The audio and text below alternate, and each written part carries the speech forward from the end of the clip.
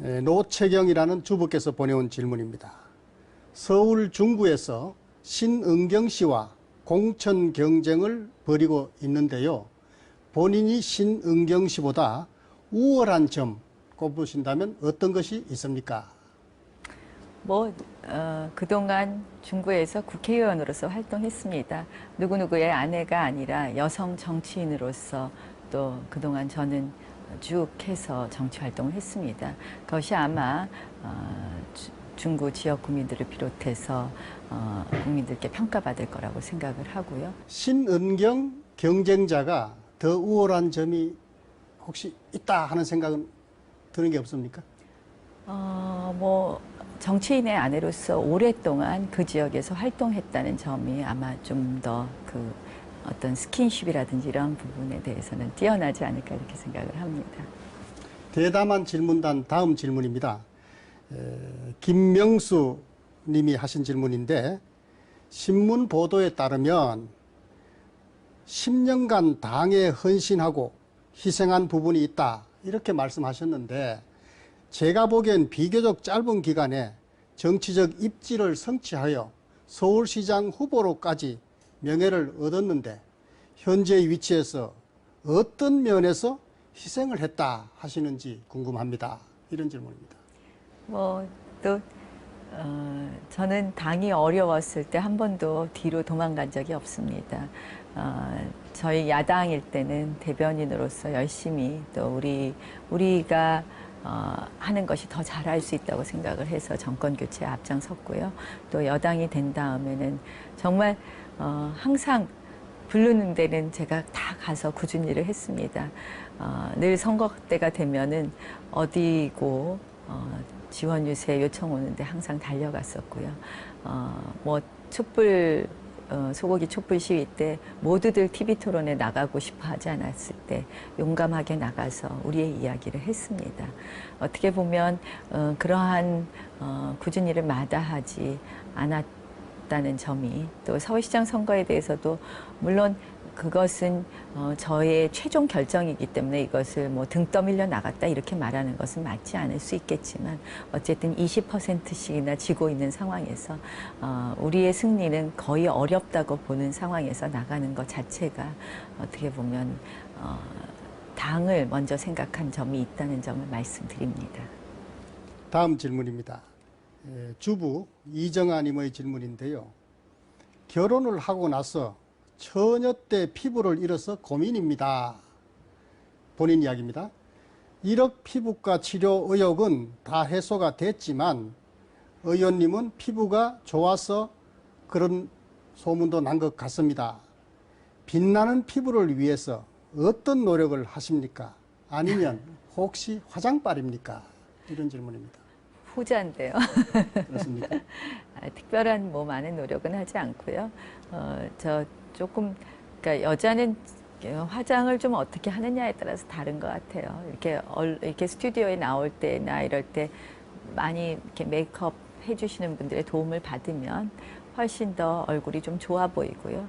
또 이렇게 아침에 바빠서 그냥 메이크업 제대로 하고 안 나오면 또 다르고 그렇죠. 그래서 이 선거 때 보면 성형 전후 비포 앤 애프터로 막 제 사진이 나갔는데 제가 이렇게 가만히 보니까 머리를 미장원에서 하지 않고 제가 한 거랑 미장원에 가서 한 머리였을 때가 다른 거고요. 여자는 역시 그런 화장을 어떻게 하느냐, 머리를 어떻게 하느냐에 따라서 차이가 많이 있는 것 같습니다. 대담한 질문단 질문 다음입니다. 이승준이라는 대학생이 보내온 질문인데요. 부산에서 판사 생활을 하셨을 때 문재인 노무현 재단 이사장이 당시 부산에서 변호사 신분으로 있어서 여러 번 일도 같이 했을 텐데요. 문재인 씨가 대통령감이다 이런 생각이 들었습니까? 박근혜 새누리당 위원장보다 나은 장점이 있다면 어떤 것이 있는지 혹시 말씀해 주실 수 있습니까? 이런 질문입니다. 그 당시에 이렇게 개인적으로 특별히 만나거나 그런 관계는 아니었고요. 그 부산에서 이제 변호사로 일을 하고 계셨기 때문에 지나가다가 이렇게 뵌 적은 있었습니다. 또 법정에도 들어오셨던 기억이 있기도 하고요. 정확하지는 않습니다만. 그래서 그때 뵀을 때는 그냥 변호사이시기 때문에 어떤 정치인으로서의 평가를 해본 적은 없었고요.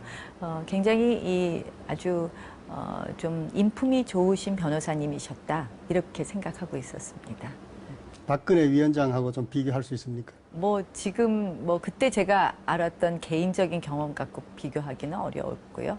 지금 현재 이제 뭐 사실 이제 야권에서 가장 지지율이 높다고 최근에 나오기도 했죠. 아마 제가 보기에는 그런 어떤 인간적인 면모를 좀 솔직하게 드러내는 것 같은 것이 장점은 될 수 있다고 생각을 합니다. 앞으로 뭐 좀 더 지켜보죠. 네. 역시 이승준 학생의 질문인데요. 총선 출마를 앞두고 초심으로 다시 돌아가겠다. 낮은 자세로 귀를 기울이겠다. 이렇게 말씀하셨는데 지난 2번의 국회의원을 통해서 못하신 부분은 왜 지금에서야 할 수 있다고 생각하시나요? 하는 질문입니다. 이제 3선 국회의원쯤 되면 저는 이제 국회에서 할 역할이 있을 수 있다고 생각을 합니다. 그동안 이제 저희가 사실 서울시장 선거의 가장 큰 의미 중에 하나가 결국 정당이 부정되고 정치인이 부정된 것입니다. 그건 뭐냐? 국민들에게 정치인은 그들만을 위해서 일하는 집단으로 비춰준 것입니다. 그게 왜 그랬느냐? 결국 저희가 성과물을 내기보다는 서로 발목 잡기에 연연했다는 것입니다. 제가 더 낮은 자세로 귀를 기울이겠다는 것은 결국 뭐 국민들의 마음을 듣는 것도 중요하지만 정치권 내에서 그 역할을 하고 싶습니다. 결국은 제가 이제 재미있게 표현을 하면 제가 야당 대변인을 하다 여당 최고위원을 하지 않았습니까? 여당이 되고 나서 보니까요, 정부 여당의 시스템이 이래서 그때는 그럴 수밖에 없었는데 내가 불필요한 공격을 했구나 하는 걸 알게 되는 게 있더라고요.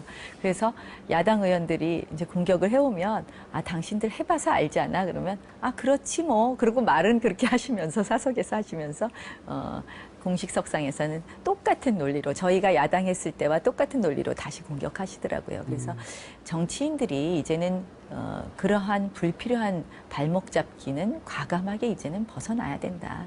그러한 부분에 대해서는 서로 협조해야 될 것은 서로 협조하고 그러나 이제 물론 꼭 지켜야 될 부분은 지켜야 되겠죠. 그래서 그러한 노력을 좀 하고 싶습니다.